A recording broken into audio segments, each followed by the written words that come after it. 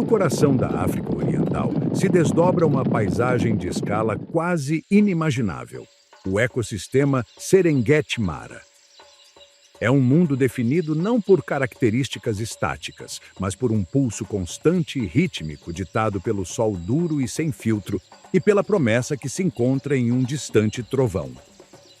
Esta é uma cadência antiga da vida, um lugar onde a existência se move ao compasso das estações e o motor dessa vida é a chuva. É a promessa distante da chuva que coloca em movimento um dos espetáculos mais primitivos e impressionantes do planeta, a grande migração de animais. Esta não é uma travessia com um começo claro e um final definitivo, mas um círculo perpétuo e ininterrupto, uma peregrinação no sentido horário que se estende entre 500 e 600 milhas. É uma procissão impulsionada por um instinto gravado durante milênios, uma resposta primordial à busca desesperada por água e pelas ervas frescas e nutritivas que a seguem. Mais de 1,5 milhão de gnus, um rio de ossos e tendões, são acompanhados por centenas de milhares de zebras e gazelas. Juntos, formam um único e colossal organismo que flui através das planícies, e seus passos coletivos são um trovão baixo e constante. Esta é a maior migração de mamíferos terrestres da Terra, um verdadeiro círculo de vida em constante movimento que sacode a Terra. Esta travessia é o próprio coração de todo o ecossistema. Seu ritmo rítmico dita as vidas cotidianas, as lutas brutais e os triunfos fugazes de cada criatura que habita estas terras. Desde os predadores mais importantes que espreitam nas sombras até os arquitetos invisíveis do solo. Cada fase da migração é um capítulo de uma história mais ampla de profunda interconexão, onde a vida e a morte não são opostos, mas companheiros inseparáveis na manutenção de um dos sistemas naturais mais complexos e produtivos do mundo. É um drama que se desenrola em um vasto cenário, onde cada participante, não importa quão grande ou pequeno seja, tem um papel crítico. Presenciá-lo é presenciar o próprio pulso da África. Mas este pulso é impulsionado por uma crua realidade. Para os milhões em movimento, cada amanhecer traz uma nova prova, e cada entardecer é uma vitória duramente conquistada. A jornada que se aproxima é longa, e a sobrevivência não está garantida. À medida que o ano muda, as chuvas curtas se estendem para o norte a partir das terras altas, uma onda que dá vida através do sul do Serengeti e da área de conservação de Ngorongoro. Isso não é simplesmente água que cai sobre a terra seca, é um ato de criação. O solo aqui é vulcânico, enriquecido durante milênios pelas cinzas dos grandes vulcões do Grande Vale do Rift. Um pó fino e escuro carregado de minerais, cálcio, fósforo, sódio, que são o combustível para a vida. Em resposta às chuvas, este solo não dá lugar às ervas altas e resistentes que se encontram em outros lugares, mas a um tapete de gramíneas curtas e intensamente nutritivas. Para os milhões de herbívoros, esta é a terra prometida. Para as vacas gnus grávidas, pesadas com a próxima geração, é o local de criação perfeito, já que lhes proporciona os nutrientes vitais necessários para produzir leite rico e sustentar os filhotes que devem correr por suas vidas poucos minutos após o nascimento. A paisagem em si mesma é uma obra-prima estratégica. Estas são as famosas planícies de grama curta, vastas e abertas, que se estendem até um horizonte reluzente pontilhado apenas por alguma acácia de copa plana, ou os antigos afloramentos de granito conhecidos como copjes. Estes copjes, ilhas geológicas em um mar de grama, servem como torres de vigia para os predadores. Mas as planícies entre eles oferecem uma vantagem crucial para a manada: a visibilidade. Em um mundo onde o perigo é um cheiro no vento e um lampejo de movimento à distância, a capacidade de ver uma ameaça se aproximando é a primeira e mais importante linha de defesa. Não há arbustos para um leão se esconder, nem grama alta para ocultar um leopardo à espreita. É por esta razão que as manadas terminam sua longa jornada para o sul aqui. Chegaram à maior maternidade do planeta, uma paisagem perfeitamente adequada para trazer nova vida a um mundo repleto de perigos. É um cenário perfeitamente preparado para o drama que se aproxima, um drama que começa com um evento de escala quase incrível. O que se desenrola nestas planícies desafia a escala convencional. Em um período estreitamente sincronizado de apenas 2 a 3 semanas, tipicamente em fevereiro, nascem mais de 500 mil de filhotes de gnus. No pico deste pulso de nascimentos, até 8.000 novas vidas podem nascer em um único dia. Uma cascata de criação que transforma a paisagem em um berçário extenso e balante. Este fenômeno, conhecido como parto sincrônico, é uma poderosa estratégia evolutiva, uma aposta de alto risco que valeu a pena por éons. Um filhote nasce a céu aberto, uma criatura de pelagem úmida e patas impossíveis, um pacote pequeno, escuro e completamente vulnerável. Em 2 ou 3 minutos, impulsionado por um instinto inquebrantável que grita, levante-se ou morra, começa a luta para ficar de pé, com suas patas longas e magricelas tremendo pelo esforço. Em 5 ou 10 minutos, está de pé, balançando mais ereto. E muitas vezes, em 1 hora, pode correr, registrando velocidades que desafiariam um velocista humano, tentando desesperadamente acompanhar o ritmo de sua mãe e a massa em constante movimento da manada. Esta notável precocidade não é uma maravilha, é uma necessidade absoluta. No Serengeti, ficar para trás é uma sentença de morte. A lógica brutal por trás desta explosão de vida é sobrecarregar a oposição.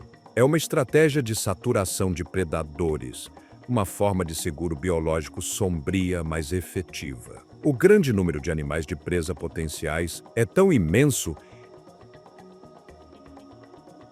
que satura a capacidade de caça dos predadores residentes. Uma manada de leões só pode caçar e consumir uma quantidade limitada. Um guepardo só pode fazer uma caça bem-sucedida de cada vez antes de precisar descansar. Embora muitos milhares de filhotes cairão para os predadores nestas primeiras semanas críticas, a grande maioria sobreviverá. Para qualquer filhote individual, as chances de ser escolhido por um guepardo ou um clã de hienas são drasticamente reduzidas quando está cercado por 500 mil de outros. Isso cria uma profunda paradoxo ecológico. Os terrenos de criação de induto são simultaneamente o lugar mais seguro e o mais perigoso de todo o ecossistema. Para a população de gnus como um todo, é o lugar mais seguro para dar à luz devido ao poder dos números. Mas para os indivíduos que são velhos, doentes ou tragicamente azarados, a pressão dos predadores nunca é mais intensa. O ar está cheio do baixo balido dos recém-nascidos e os grunhidos de resposta de suas mães, um som de vida e conexão. Mas debaixo deste coro se esconde uma tensão constante e palpável.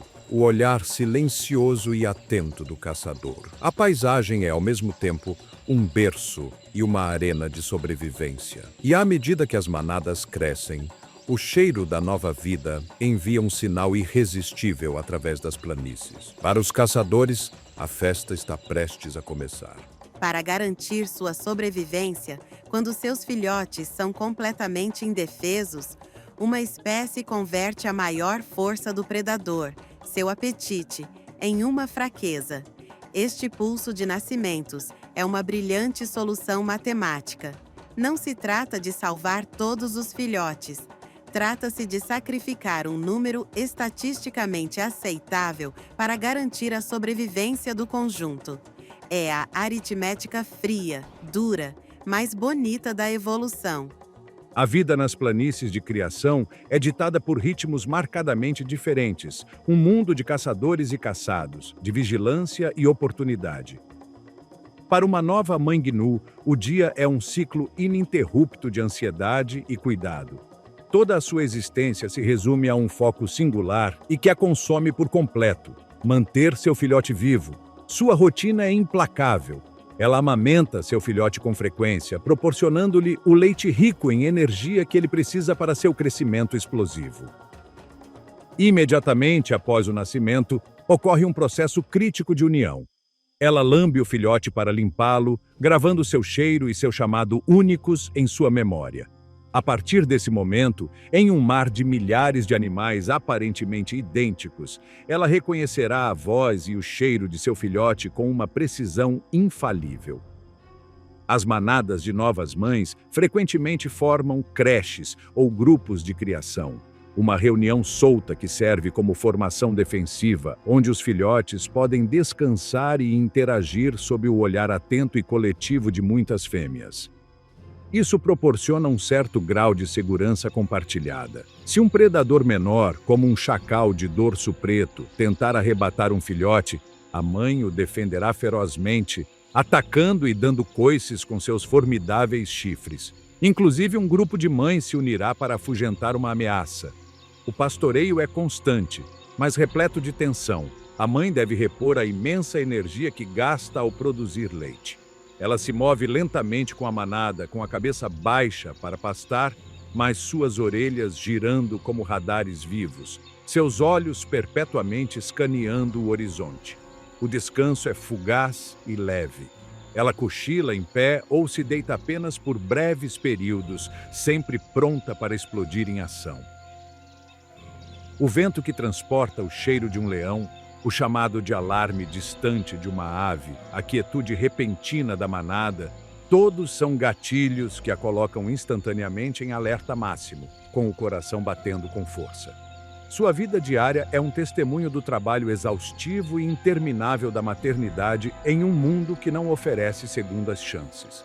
Para os caçadores, o cálculo é completamente diferente. A temporada de criação não é uma migração, é um serviço de entrega.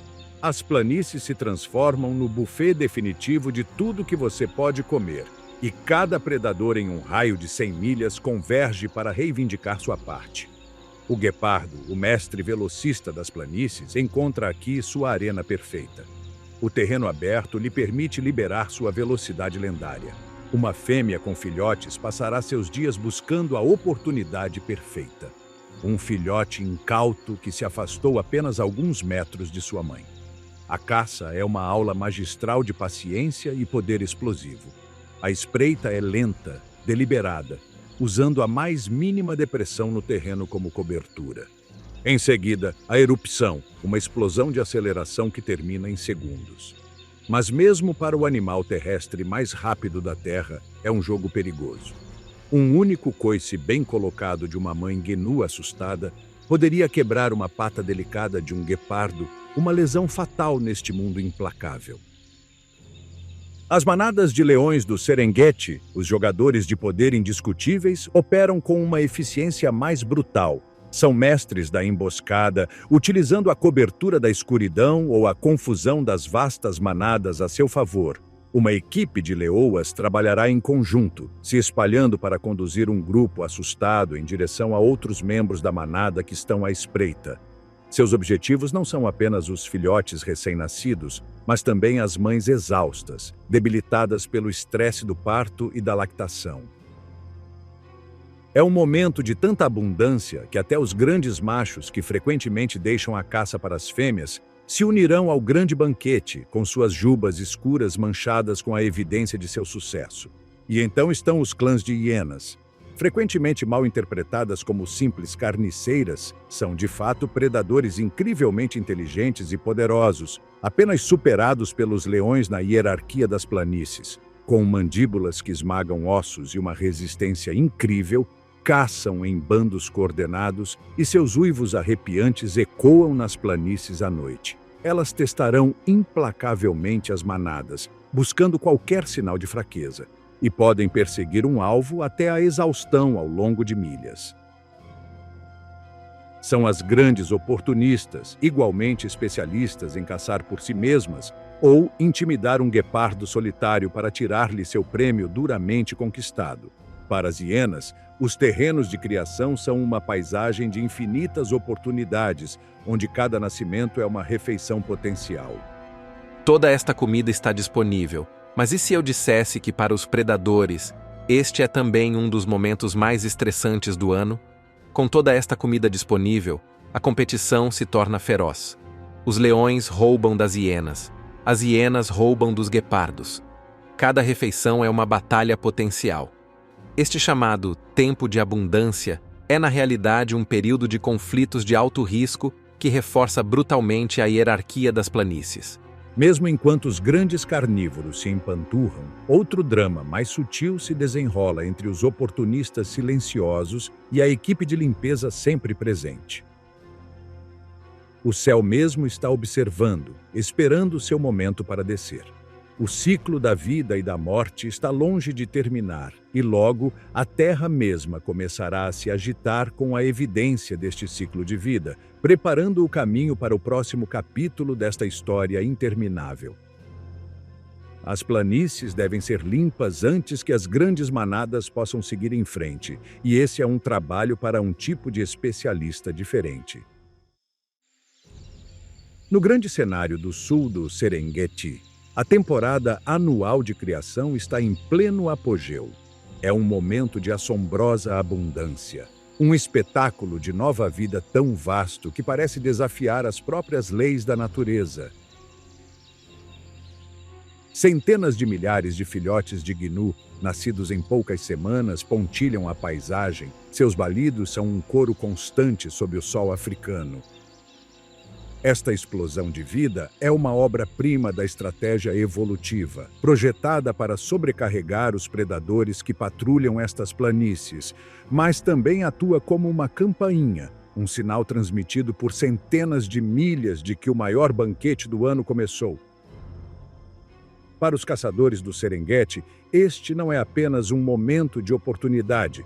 É a prova definitiva de suas habilidades, seu poder e sua capacidade de sobreviver em um mundo onde a linha entre caçador e caçado pode se desfocar em um instante. Para cada um, o nome do jogo é capitalizar esta recompensa fugaz, e cada um tem sua própria estratégia única e testada pelo tempo para fazê-lo. Para o guepardo, o animal terrestre mais rápido do mundo, a temporada de criação é um momento de relativa abundância, mas um que está cheio de constante e pulsante perigo.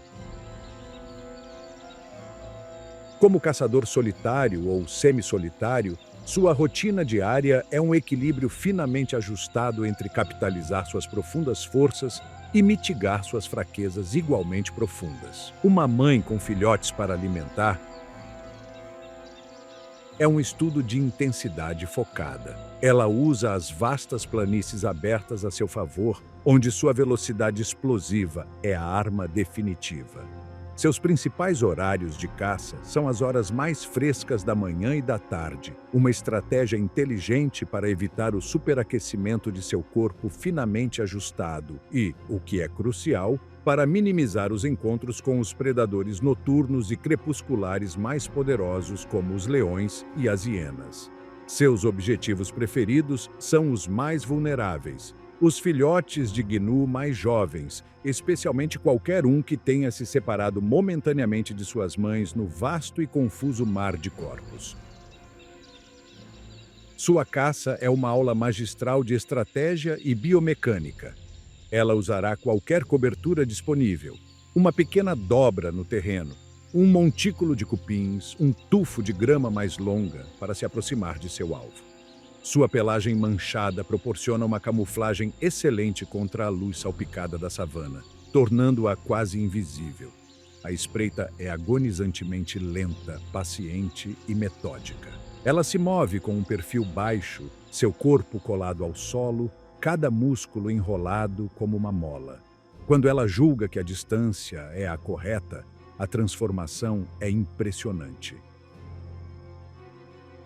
Ela explode de seu esconderijo, sua coluna vertebral flexível única e suas garras semi-retráteis se fincam na terra para tração, acelerando a velocidades de mais de 60 milhas por hora em apenas alguns segundos. A perseguição é uma explosão curta e violenta de pura destreza atlética, com sua cauda longa e pesada agindo como um leme para as curvas fechadas à medida que se aproxima.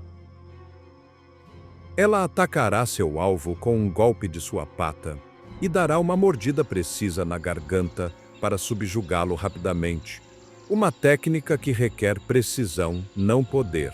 No entanto, uma caça bem-sucedida não é o final da luta. É o começo de uma corrida frenética contra o tempo. A rotina diária do guepardo é dominada por esta pressão. Ela come rápido, nervosamente, sua cabeça se levanta entre bocados para procurar perigo, suas grandes narinas engolem ar para se recuperar da dívida de oxigênio da perseguição.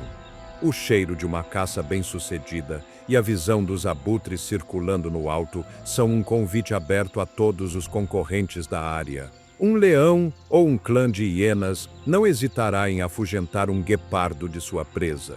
São maiores, mais fortes e representam uma ameaça mortal não apenas para sua comida,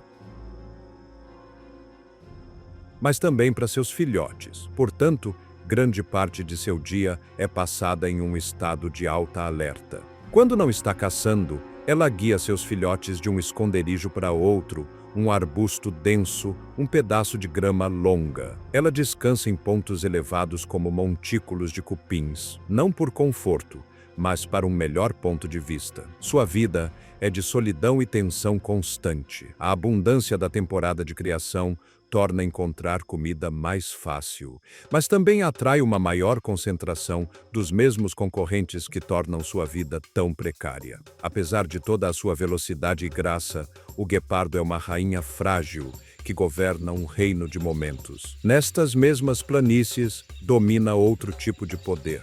Um poder construído não sobre a velocidade, mas sobre a força bruta e os laços inquebrantáveis da família. Mas há outro caçador solitário que vê as grandes manadas passarem, um fantasma das sombras cujo poder não reside na velocidade, mas no sigilo e na paciência. Este é o domínio do leopardo, o mais evasivo e adaptável dos grandes felinos da África. Diferente do guepardo, que governa as planícies abertas, o leopardo é um mestre das margens, que frequenta os densos bosques ribeirinhos, as encostas rochosas dos copses e as densas copas das acácias e das árvores de salsicha. Sua vida diária é um estudo de ocultamento calculado. Durante o calor do dia, o leopardo é frequentemente invisível, uma tapeçaria de músculo e osso lindamente camuflada sobre um galho alto. Sua pelagem com manchas de roseta o torna indistinguível da luz salpicada que se filtra através das folhas. Sua atividade principal começa quando o sol se põe, pintando o céu em tons de laranja e violeta. Ele desce de seu santuário arbóreo com uma graça silenciosa e fluida.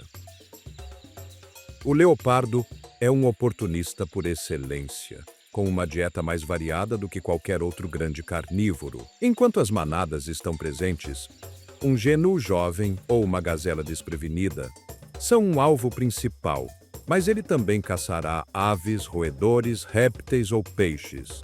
Sua caça é o polo oposto à perseguição explosiva do guepardo. É uma obra-prima de espreita lenta e estressante. O leopardo usa cada rocha, arbusto e sombra para se aproximar de seu objetivo. Seu corpo se mantém tão baixo que parece se fundir com a paisagem. Os minutos podem se estender a 1 hora enquanto ele se aproxima, centímetro a centímetro em silêncio. O ataque final é uma explosão de poder repentino e aterrorizante, a uma distância incrivelmente próxima.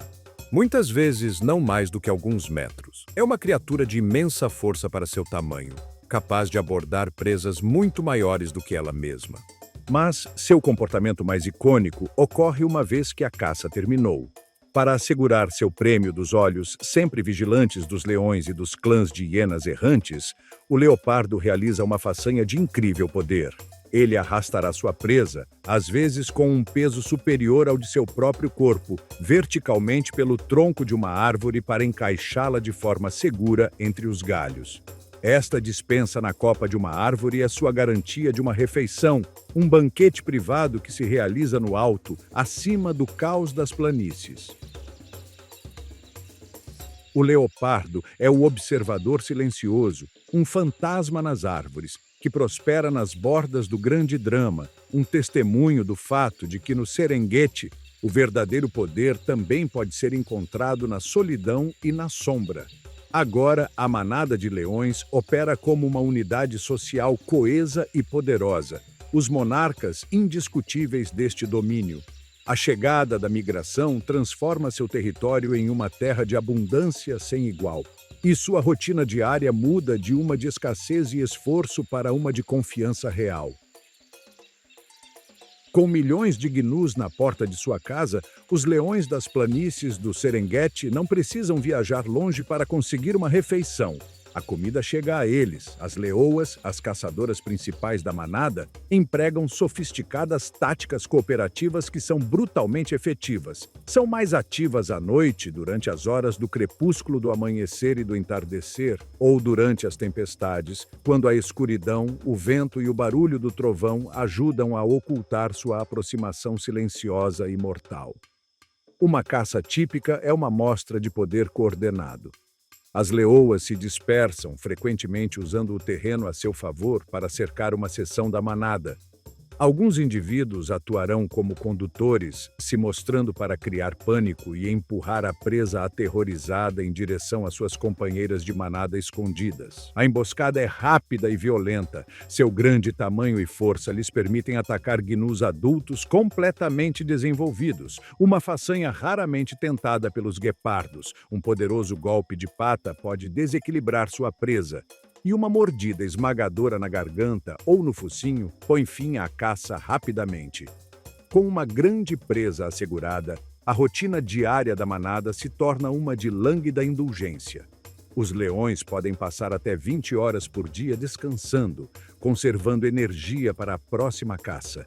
Eles se estendem à sombra das árvores de acácia ou se penduram no cálido granito dos cópiges, que servem como excelentes pontos de vista para inspecionar seu reino.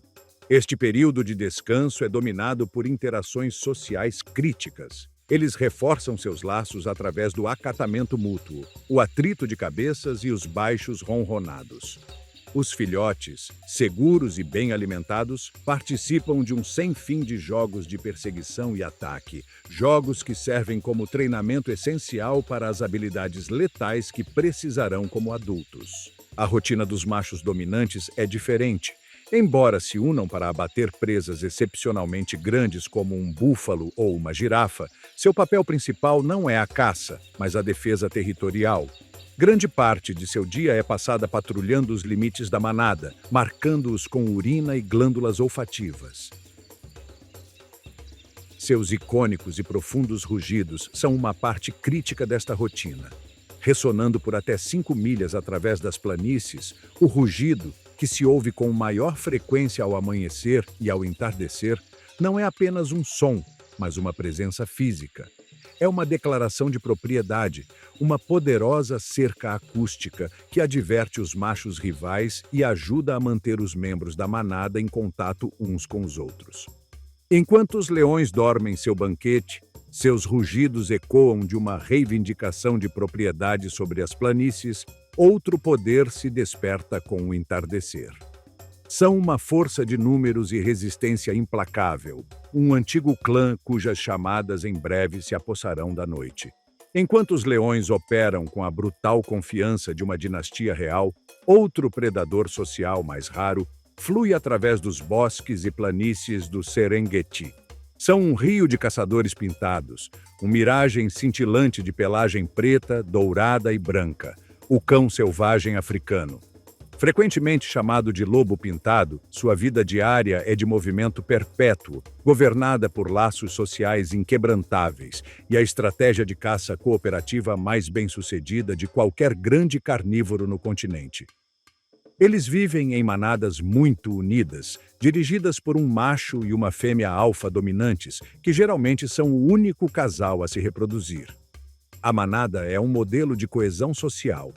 Antes de uma caça, eles se cumprimentam com chilreios, gemidos e exibições de submissão mútua, um ritual complexo que reafirma seus laços e sincroniza sua intenção.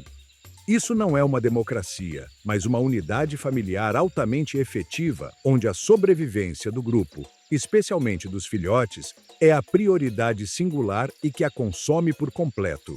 Sua caça é um espetáculo de comunicação e uma resistência impressionante. Diferente dos leões que confiam na emboscada ou dos guepardos na velocidade pura, os cães selvagens são caçadores de resistência. Uma vez que se fixam em um objetivo, frequentemente uma gazela ou um gnu jovem na periferia das grandes manadas, a perseguição começa. É uma corrida de revezamento fluida e coordenada através da savana. Usando uma série de chamadas agudas para se manterem em contato constante, os cães principais empurrarão a presa a um ritmo implacável até que ela comece a se cansar, momento em que os membros frescos da manada se adiantarão para assumir a liderança. Eles podem manter velocidades de mais de 35 milhas por hora por várias milhas, uma façanha de atletismo que simplesmente supera sua presa. A conclusão é rápida e incrivelmente eficiente, um resultado da coordenação de sua manada. O banquete posterior é regido por uma etiqueta estrita. Os filhotes sempre são permitidos a comer primeiro, um comportamento notável que assegura o futuro da manada. O cão selvagem africano é uma corrente fugaz e preciosa no fluxo do Serengeti, um caçador nômade cujo sucesso é construído não sobre a força do indivíduo, mas sobre o poder profundo, inteligente e inquebrantável da manada. Nenhum retrato dos terrenos de criação estaria completo sem a hiena manchada. Frequentemente mal interpretadas como simples carniceiras covardes, são de fato predadoras incrivelmente bem-sucedidas e inteligentes, e a temporada de criação é seu momento de maior prosperidade. Suas vidas diárias são uma mistura complexa de cooperação social, perseguição implacável e poder formidável. Elas vivem em grandes e complexos grupos sociais chamados clãs, que são governados por uma estrita hierarquia matriarcal, onde as fêmeas são maiores e mais dominantes que os machos. O coração do território de um clã é a toca comunal, frequentemente uma série de tocas interconectadas em um monte de cupins ou em uma encosta suave. Este é o centro social e a creche do clã, onde os filhotes são criados, a salvo dos leões enquanto os adultos estão caçando. A chegada das manadas de gnus transforma a estratégia de busca de alimento das hienas. São consumadas oportunistas, igualmente especialistas em carnicear as sobras de um leão, como em fazer suas próprias e formidáveis matanças. Durante a temporada de criação, elas se tornam caçadoras especialistas de filhotes de gnu. Suas caçadas não se baseiam no sigilo ou na velocidade explosiva, mas na astúcia, na resistência e no trabalho em equipe. Ao entardecer, a partida de caça do clã se reúne. Elas se movem através das planícies. Sua marcha manca e incansável é capaz de cobrir vastas distâncias com um gasto mínimo de energia. Quando se encontram com as manadas, realizarão corridas de teste, trotando através da massa de animais para medir as reações e identificar qualquer sinal de fraqueza, um filhote vacilante, uma mãe desatenta. Uma vez que um objetivo é selecionado, a perseguição começa. Uma hiena pode manter altas velocidades por várias milhas, superando em muito um gnu jovem. Trabalhando em equipe, elas separam habilmente um filhote de sua mãe. Sua mordida é uma das mais poderosas do reino animal, capaz de esmagar ossos com facilidade. A conclusão da caça é frequentemente caótica, barulhenta e notavelmente eficiente. Para o clã de hienas, os terrenos de criação são um banquete. Elas se empanturram e as mães caçadoras retornam à toca para amamentar seus filhotes. Sua rica leite lhes dá aos filhotes um bom começo em um mundo perigoso. Suas distintivas chamadas, um som assustador e icônico da noite africana, ecoam nas planícies, um som de comunicação, de emoção e do incessante ciclo de vida e morte. Mas mesmo o banquete da hiena não é o ato final deste drama. Para cada caça bem-sucedida realizada nestas planícies, uma audiência silenciosa tem estado observando de cima, esperando pacientemente que os grandes predadores se fartassem. Sua chegada sinaliza a etapa final e crítica deste ciclo de consumo. À medida que os leões, as hienas e os guepardos se retiram para as sombras para digerir suas refeições, a equipe de limpeza chega. Circulando nas correntes térmicas, os abutres são os primeiros a responder do Serengeti. Eles descem em uma cacofonia de assobios e brigas, cada espécie desempenhando um papel específico. O grande e poderoso abutre de orelha usa seu formidável bico para abrir peles duras, criando acesso para os abutres de dorso branco menores e mais numerosos que submergem suas cabeças sem penas profundamente no cadáver. Finalmente, os magros abutres de capuz bicam os últimos restos. Logo, eles são acompanhados no chão pelos sempre astutos chacais de dorso preto, que entram e saem, arrebatando bocados de carne em meio ao caos. Em questão de horas, um cadáver que uma vez pesou centenas de libras é reduzido a pouco mais que ossos espalhados. Mesmo estes não são desperdiçados. Os ossos serão roídos pelas hienas por sua medula, e o que sobrar finalmente será decomposto pelo sol e pela terra, devolvendo seu precioso cálcio à terra. Esta é a verdade final e bela das planícies. Nada é desperdiçado. Cada morte, do filhote mais pequeno ao touro mais poderoso, é simplesmente uma transferência de energia, alimentando a próxima onda de vida e enriquecendo o solo vulcânico que, por sua vez, fará crescer a mesma grama que chamará as grandes manadas de novo no próximo ano, continuando o círculo atemporal, estrondoso e perfeito da vida. Para quando chegam abril e maio, o caráter mesmo do céu começa a mudar. As chuvas longas, um dilúvio muito mais sério e sustentado do que as chuvas curtas do sul, começam a varrer as planícies, mas seu coração e seu foco se deslocaram para o norte. Nos grandes terrenos de criação do sul do Serengeti, a terra que serviu de berço para 500 mil de novas vidas começa a perder seu vigor. As ervas curtas e doces, tendo cumprido seu propósito, começam a secar, passando de um verde vibrante e elétrico a um ouro pálido e esgotado. Os bebedouros, que alguma vez estiveram repletos de vida, encolhem em poças de lama sob o sol que se fortalece. Em resposta, um antigo e irresistível impulso se agita dentro das manadas, uma ordem biológica que não pode ser ignorada. Pode ser uma mudança sutil no conteúdo mineral da grama murcha, o cheiro da chuva distante transportado em um vento que vai para o norte, ou o som das tempestades que retumbam como uma profecia muito além do horizonte. Qualquer que seja o gatilho preciso, a consciência coletiva de mais de 1,5 milhão de animais chega a uma única conclusão tácita: é hora de se mover. A grande creche do sul começa a se esvaziar. O que antes era uma vasta e dispersa manta de animais pastando começa a se unir, formando um rio monumental e vivo. As manadas viram suas caras para o norte e o oeste, iniciando o próximo grande capítulo de sua viagem circular. Elas formam colunas colossais de corpos em movimento, um torrente de vida que pode se estender por mais de 25 milhas através da savana, uma vista tão vasta que desafia a escala da própria paisagem. O ar, uma vez cheio dos balidos agudos e frágeis dos recém-nascidos, agora zumbem com um som diferente. O grunhido profundo, gutural e constante de milhões de gnus em movimento, um som frequentemente comparado a 1 milhão de sapos coachando em uníssono. É a trilha sonora inconfundível e hipnótica da migração, salpicada pelas chamadas fortes e latidoras das zebras e envolta na imensa e sempre presente nuvem de poeira levantada por milhões de cascos, uma névoa dourada que pode ser vista a milhas de distância. Isso não é apenas um movimento, é uma força da natureza que remodela o mundo por onde passa. Em meio a este implacável movimento para a frente, tipicamente no final de maio e junho, à medida que as manadas se derramam no corredor ocidental do Serengeti, se apodera de outro imperativo biológico que adiciona uma nova camada de energia caótica à marcha. Esta é a temporada de acasalamento, o cio. A atmosfera dentro das colunas em movimento se carrega com uma intensidade frenética e alimentada pela testosterona.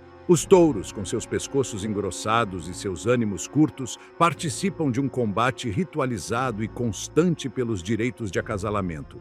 Eles se ajoelham na poeira, chocando seus chifres com um som parecido com a madeira que se quebra, lutando pelo domínio em concursos breves, mas violentos. Seus bramidos de desafio, um som surpreendentemente alto e ressonante, adicionam uma nota nova e urgente à cacofonia. Cada macho bem-sucedido estabelece um território pequeno e temporário, um pedaço de terra que é seu reino por apenas horas, tentando pastorear e reter grupos de fêmeas antes que o impulso irresistível da marcha os obrigue a todos a seguir em frente. É um espetáculo da continuidade da vida, uma dança frenética de procriação que acontece no coração mesmo da grande peregrinação, assegurando que a próxima geração seja concebida mesmo quando a atual enfrenta as maiores provas da viagem que se aproximam. O mesmo ato de criar nova vida está tecido no tecido desta perigosa marcha. No entanto, esta longa marcha para o norte não é uma debandada caótica. Da distância pode parecer anarquia, mas de perto se revela como um ecossistema móvel altamente organizado, embora barulhento e empoeirado. É uma empresa cooperativa, onde diferentes espécies viajam juntas, cada uma desempenhando um papel especializado que beneficia o conjunto. Suas vidas diárias são um estudo de simbiose em larga escala, uma cidade em movimento de herbívoros com suas próprias regras, seus próprios ritmos e sua própria lógica interna. No coração desta procissão estão os gnus, o motor mesmo da migração. A vida diária de um gnu na marcha é de propósito implacável e simples: pastar e caminhar, caminhar e pastar. Eles são o motor e o corpo principal deste movimento massivo. Seu grande número e seu foco singular em encontrar forragem fresca ditam o ritmo e a direção de toda a procissão. São criaturas de instinto e impulso. Sua viagem é um exemplo perfeito de inteligência de enxame. Quando a frente da coluna começa a se mover, o resto a segue, um impulso que se propaga através de milhões de indivíduos, criando uma onda de movimento que flui sobre colinas e através de planícies como a água. Eles se comunicam constantemente, usando seus grunhidos distintivos para manter o contato dentro das densas e empoeiradas colunas. Mas também deixam um rastro mais sutil, secretando um cheiro das glândulas em seus cascos que tece uma rede invisível de comunicação através das vastas planícies, um fio aromático que ajuda as manadas a se seguirem umas às outras. Seu estilo de pastoreio é um modelo de eficiência. Eles usam seus focinhos largos para cortar grandes quantidades de ervas de altura média, atuando como os principais cortadores de grama do Serengeti. Ao fazê-lo, não apenas se alimentam a si mesmos, estão preparando meticulosamente a paisagem para as diferentes espécies que os seguem, abrindo um mundo de oportunidades para seus companheiros de viagem. Viajando ao lado e frequentemente na vanguarda das colunas de gnus estão as figuras chamativas em preto e branco das zebras. Sua presença não é acidental. Estão envolvidas em uma relação profundamente simbiótica com os gnus, atuando como pioneiras e navegantes da grande manada. Sua coexistência pacífica é possível graças a uma inteligente divisão de recursos, um exemplo clássico de partição de nicho.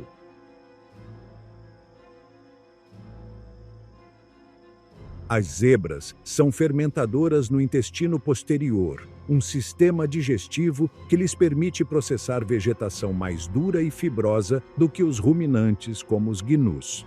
Consequentemente, preferem as ervas mais altas e com caules mais pesados.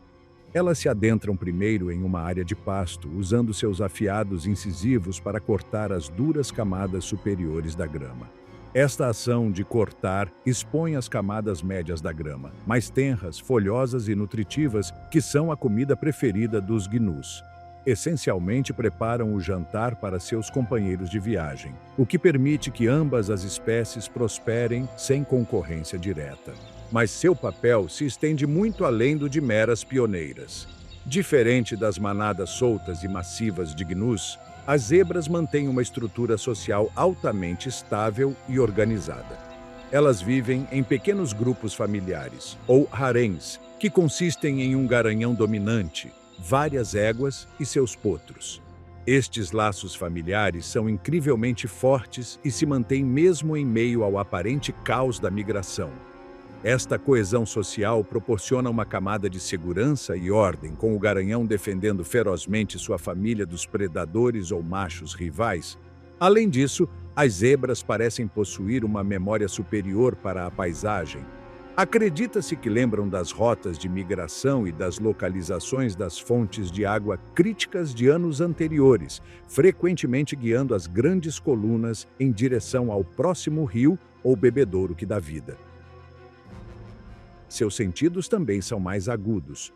Com uma vista excelente e orelhas grandes e móveis que podem identificar a fonte de um som, elas frequentemente são as primeiras a detectar o perigo.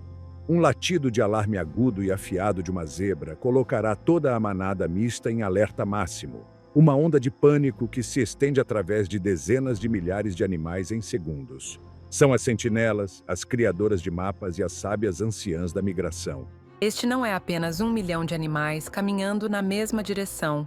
Então, o que realmente mantém unida esta cidade em movimento? É uma sociedade de várias espécies em movimento.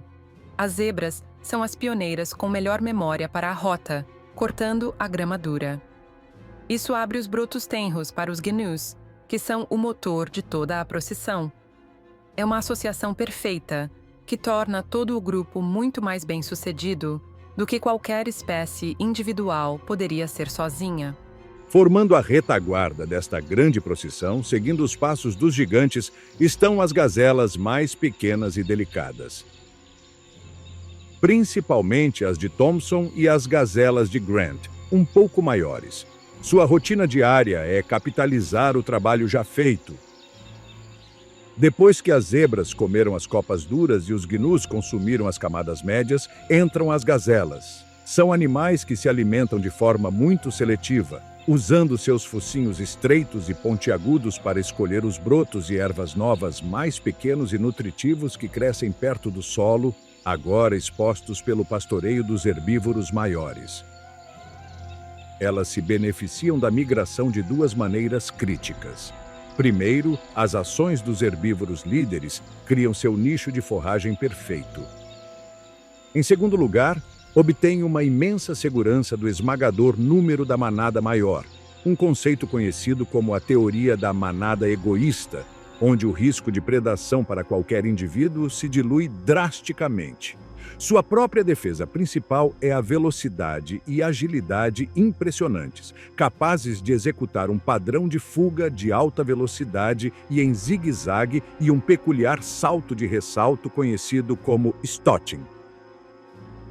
Este comportamento pode servir para sinalizar sua incrível aptidão a um predador, desencorajando uma perseguição ou para obter uma melhor vista de seu entorno.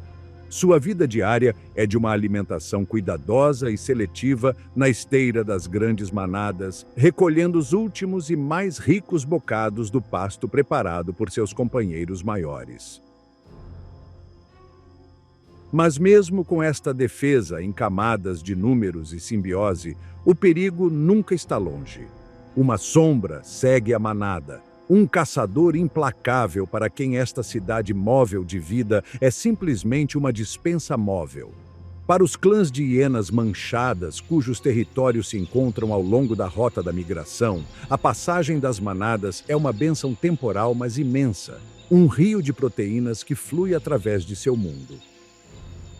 Sua rotina diária se adapta perfeitamente para explorar este banquete em movimento. Não são simplesmente carniceiras que esperam as sobras. São caçadoras de resistência formidáveis, cuja estratégia se baseia na tenacidade, na inteligência e em uma complexa estrutura social. Embora algumas hienas possam adotar uma existência mais nômade, seguindo temporariamente as manadas, muitos clãs estão ligados às suas tocas territoriais fixas onde criam seus filhotes. Para estes clãs, a migração requer uma estratégia notável: viajar para o trabalho.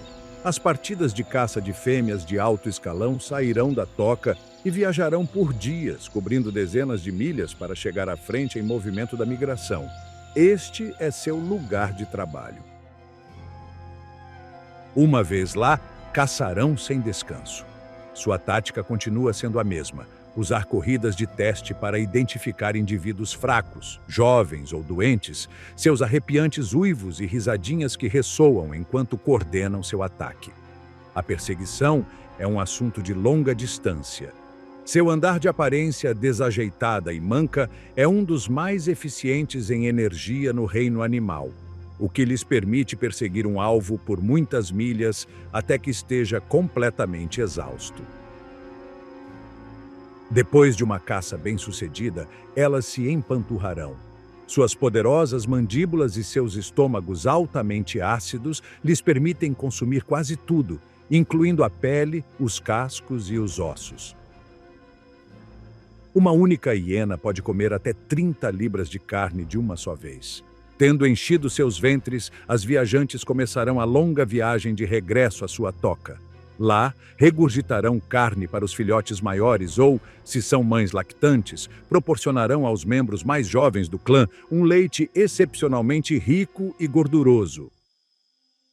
Este sofisticado comportamento é um testemunho de sua resistência física, suas habilidades de mapeamento cognitivo e a força de seus laços sociais.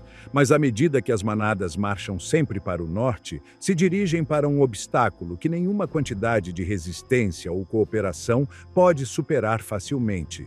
Um desafio que os testará até seu limite absoluto. Depois de meses de marcha implacável, as manadas chegam aos obstáculos maiores e mais dramáticos de toda a sua viagem anual. A paisagem mesma parece se levantar para desafiá-los. A primeira prova importante, que se encontra tipicamente entre junho e julho, é o rio Grumete, no corredor ocidental do Serengeti. O Grumete é um rio formidável. Seus canais são profundos e suas margens frequentemente íngremes e barrentas. É o lar de grupos de hipopótamos territoriais e de alguns dos crocodilos do Nilo mais grandes da África, répteis antigos que têm estado esperando pacientemente todo o ano por este momento. Esta travessia é um assunto brutal e caótico e para muitos será a última. Mas o Grumete, apesar de todos os seus perigos, é simplesmente um ensaio para o evento principal. Mais adiante no ano, do final de julho até outubro, as manadas chegam ao extremo norte do Serengeti e se enfrentam à sua prova definitiva, o poderoso rio Mara. O Mara é a fronteira entre o Serengeti da Tanzânia e a Reserva Nacional Masai Mara do Quênia. É um rio mais profundo, de fluxo mais rápido e mais traiçoeiro que o Grumete. Suas correntes são poderosas e suas margens são penhascos em muitos lugares. Estas travessias de rios são os eventos climáticos de vida ou morte pelos quais a grande migração é famosa. São um cadinho onde o instinto, o pânico e o poder cru da natureza colidem. Um desafio onde milhares perecerão, assegurando involuntariamente a sobrevivência do mesmo ecossistema do qual fazem parte. Aqui, o preço da viagem será pago em sua totalidade. O que acontece nas margens destes rios é um complexo drama de instinto, medo e necessidade esmagadora. É um dos confrontos psicológicos mais intensos do mundo natural. As manadas, impulsionadas pela necessidade primordial de chegar aos pastos frescos e verdes do outro lado, podem se acumular por dias. Seu número se incha em um vasto e agitado mar de animais. Pastam nervosamente, seus grunhidos baixos são um zumbido constante de ansiedade. Elas se movem em direção à margem da água e depois retrocedem em uma onda de indecisão. A tensão se acumula a um nível quase insuportável. Esta não é uma debandada sem sentido.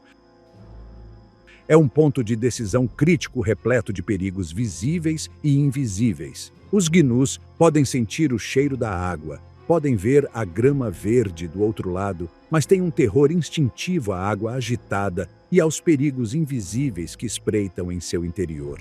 A presença de predadores nas margens, ou inclusive o barulho dos veículos de safari que se aproximam demasiado, pode fazer com que uma manada aborte uma tentativa de travessia e se disperse em uma nuvem de poeira.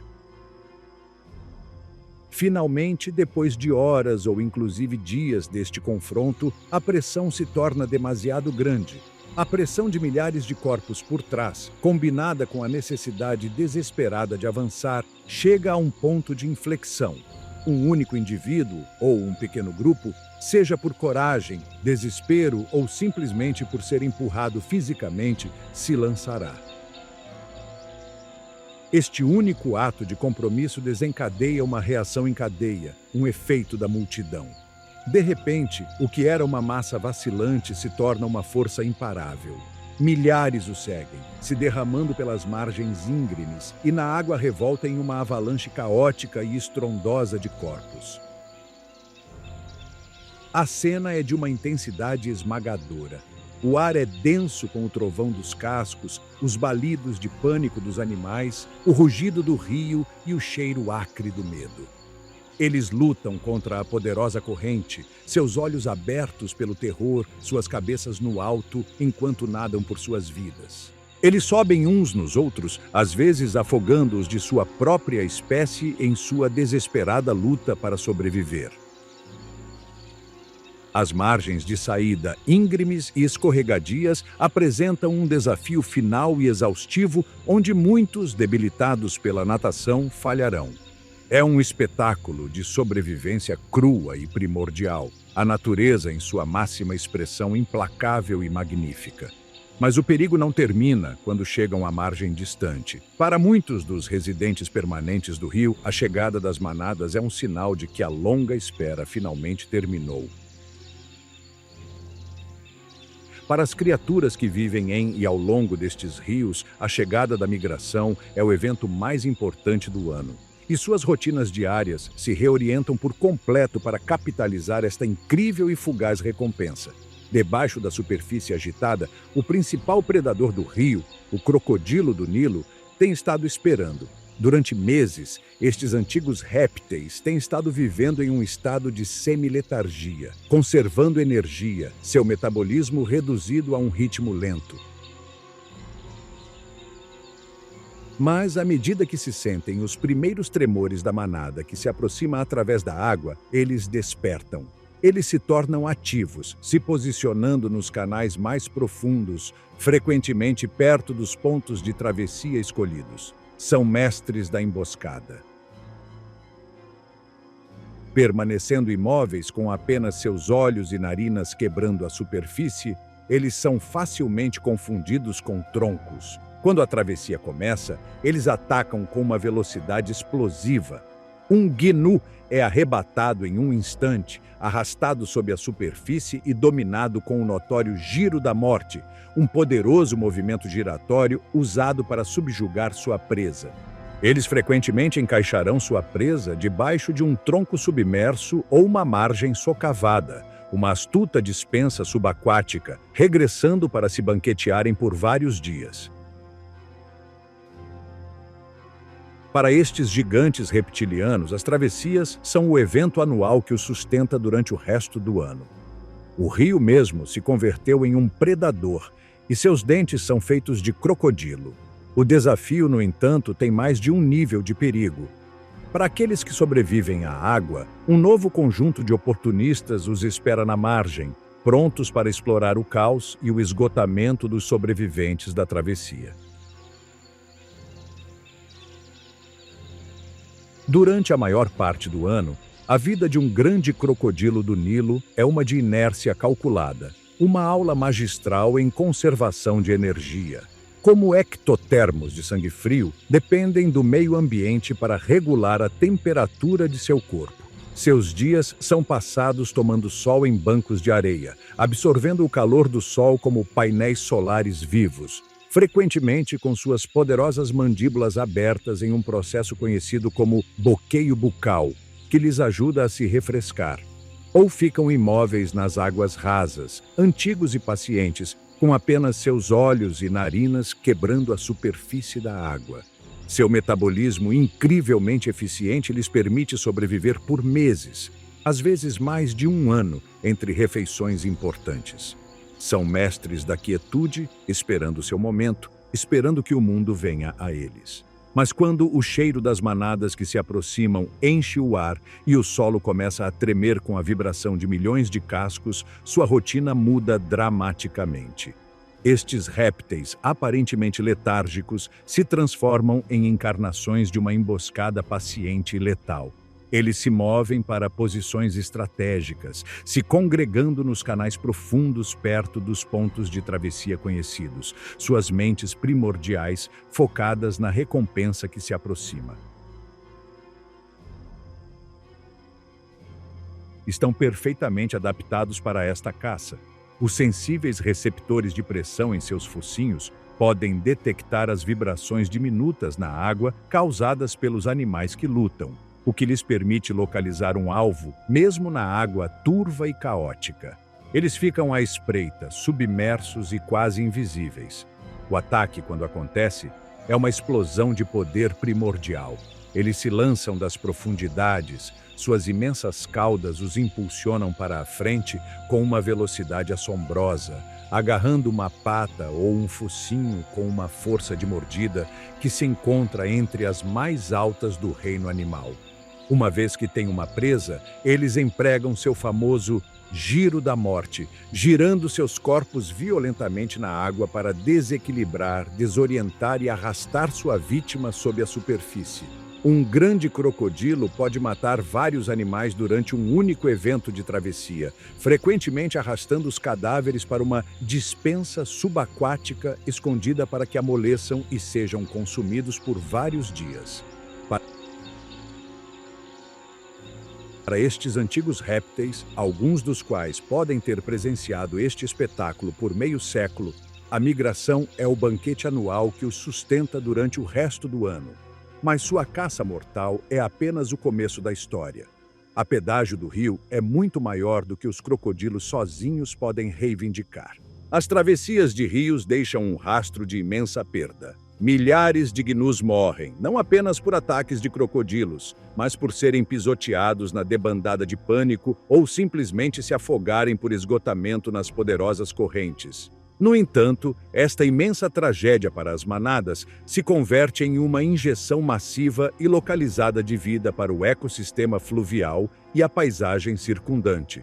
Os cadáveres que são arrastados para a margem ou flutuam nos redemoinhos representam uma transferência monumental de nutrientes. Milhares de toneladas de biomassa terrestre, de vida cultivada nas planícies, são entregues de repente ao ecossistema aquático. A vista é esmagadora, mas o cheiro é ainda mais, o poderoso cheiro de decomposição que paira pesado no ar por milhas. Este subsídio anual de proteínas e minerais é a base mesma da incrível riqueza dos rios Mara e Grumete. Alimenta tudo, desde peixes e insetos aquáticos até as legiões de carniceiros que se reúnem para o sombrio mas vital banquete. Com sua fenomenal vista, os abutres veem a comoção a milhas de distância, circulando nas correntes térmicas para conservar energia. Sua rotina diária é montar nestes elevadores invisíveis de ar quente, escaneando a paisagem de baixo. Quando uma travessia começa, eles descem em vastas bandos em espiral. O som de suas asas é um sussurro apressado que precede o caos no solo. Há uma hierarquia e especialização distintas no cadáver. O poderoso abutre de orelha, com seu enorme bico, costuma ser o primeiro a chegar, forte o suficiente para rasgar a dura e úmida pele de um gnu. Este ato de força bruta abre o cadáver para os outros. O abutre de Ruppel, com seu longo pescoço sem penas, pode chegar profundamente ao interior para tirar os tecidos moles e os órgãos. Espécies menores, como o abutre de capuz, entram e saem da multidão, recolhendo os restos que ficam. Juntos, esta equipe de limpeza de várias espécies pode despojar um cadáver até os ossos com uma velocidade e eficiência assombrosas. Patrulhando as bordas do banquete se encontra a cegonha marabu, uma ave enorme e de aspecto emaciado, a qual frequentemente se chama de o coveiro da savana. Sua rotina diária durante as travessias é espreitar ao longo das margens dos rios com um passo lento e deliberado que desmente sua natureza oportunista. Ela usa seu enorme bico, parecido com uma adaga, para abrir caminho no tumulto ao redor de um cadáver, roubando grandes pedaços de carne dos abutres e engolindo enormes pedaços de carne, pele e inclusive ossos. Sua cabeça e pescoço nus e salpicados de rosa são uma adaptação inteligente, mas prática a seu estilo de vida carniceiro, evitando que suas penas se enredem com sangue e vísceras enquanto fuça profundamente em um cadáver. Elas são uma parte sombria, mas essencial da equipe de limpeza. Suas imponentes figuras são uma presença constante nestes locais de perda e renovação. Todos veem a travessia como uma tragédia para as manadas, mas e se toda esta morte fosse na realidade um incrível ato de criação? Os milhares de cadáveres que acabam no rio são uma injeção massiva de nutrientes, um subsídio da terra para a água. Este único evento fertiliza toda a rede alimentar aquática durante o resto do ano. Em um sentido muito real, a migração alimenta o rio que representa seu maior desafio. E nos limites de tudo isso estão os chacais de dorso preto, frequentemente vivendo em casais monógamos que defendem um território por toda a vida. Sua rotina diária durante as travessias é uma dança de ousadia e precaução. São uma presença constante, suas chamadas agudas e latidoras frequentemente alertam outros carniceiros sobre a localização de uma caça bem-sucedida. Eles se movem rapidamente, entrando para arrebatar um pedaço de carne de um cadáver antes de serem afugentados por um abutre maior ou uma cegonha beligerante. Eles são inteligentes e adaptáveis, usando sua astúcia para explorar o caos. Juntos, este diverso grupo de carniceiros trabalha com uma eficiência notável para reciclar os caídos, convertendo a tragédia da travessia em uma fonte vital de vida para inúmeros outros. No entanto, este intrincado drama de vida e morte não se limita às margens dos rios. A influência da migração se irradia para fora, dando forma às vidas de cada criatura nesta vasta paisagem, inclusive aqueles que se mantêm à margem da Grande Marcha. A Grande Migração não ocorre no vazio. Sua passagem monumental esculpe ativamente a paisagem e dita as rotinas diárias de todas as criaturas que habitam o Serengeti Mara, mesmo aquelas que não participam da viagem em si.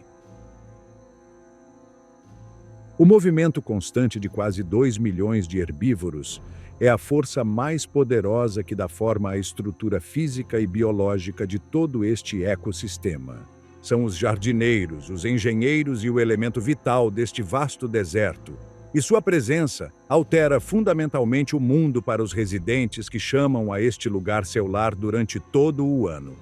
Para alguns, como a serena girafa não migratória, a vida se desenrola em um plano completamente diferente. Sua vida diária é uma busca vertical e pacífica por comida.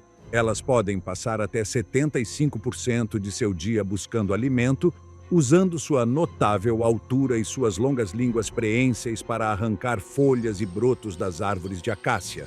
Uma fonte de alimento muito além do alcance das manadas que debandam.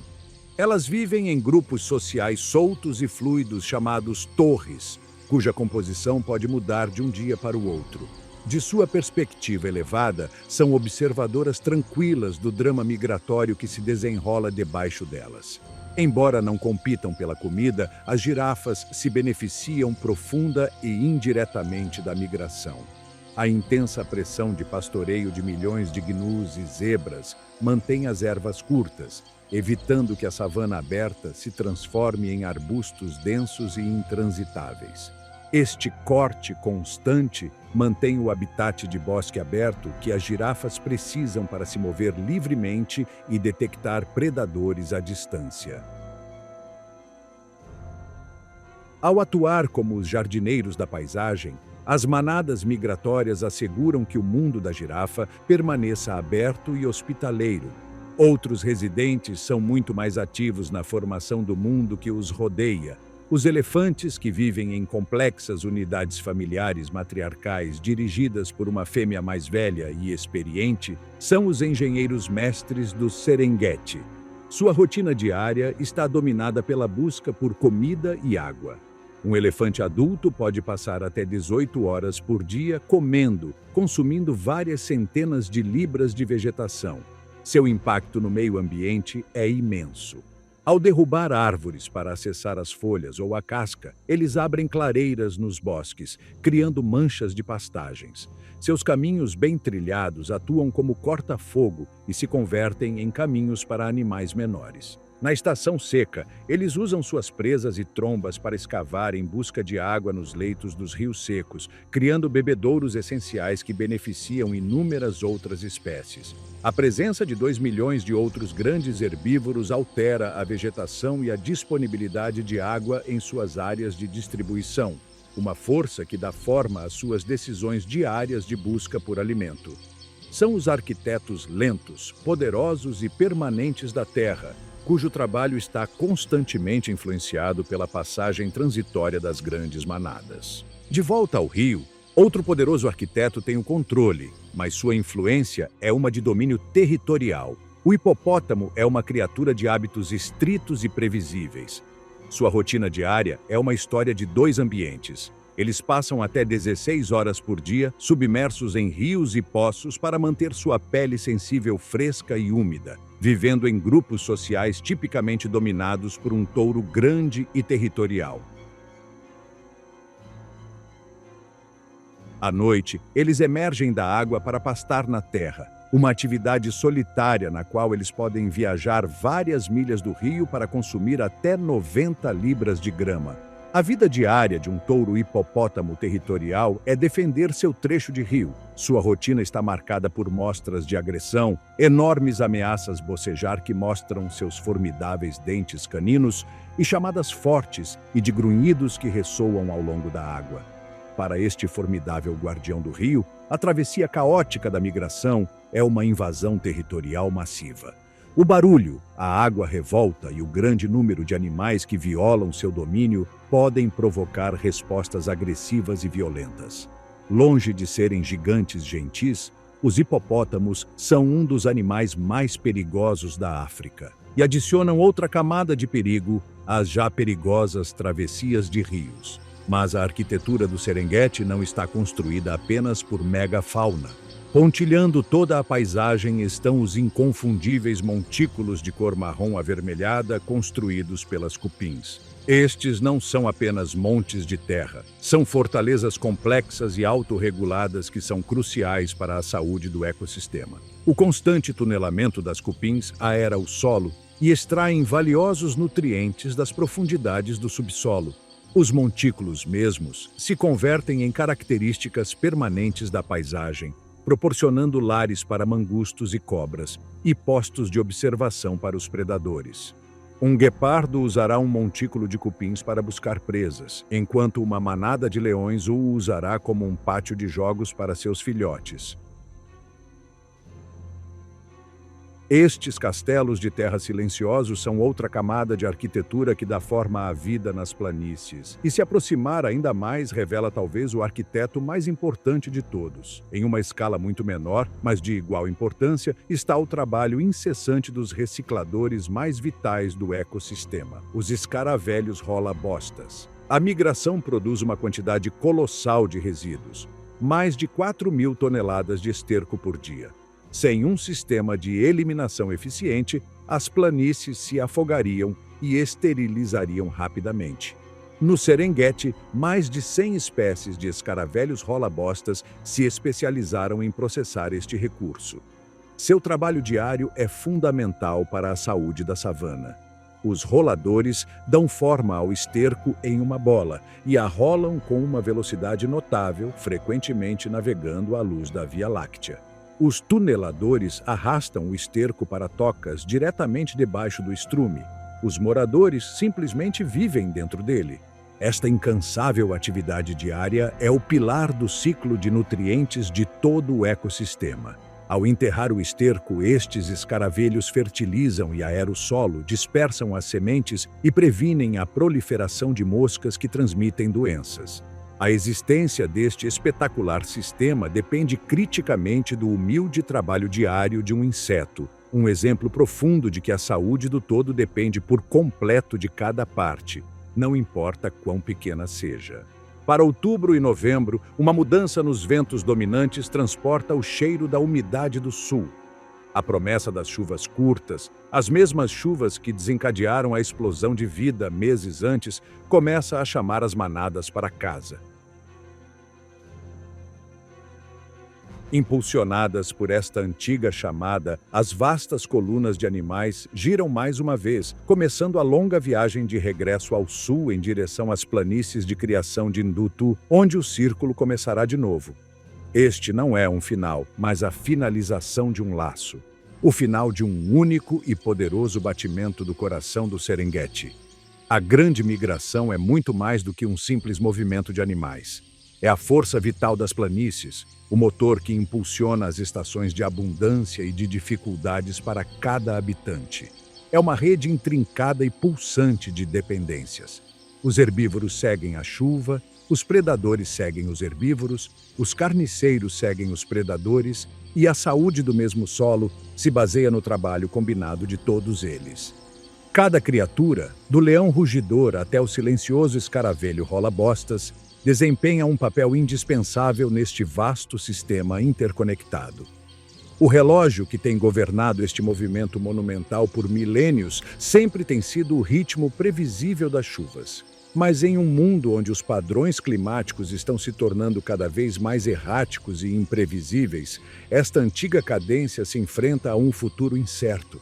A fragilidade deste ciclo serve como um poderoso lembrete de que mesmo os espetáculos mais grandiosos da natureza dependem de um equilíbrio delicado e intrincado.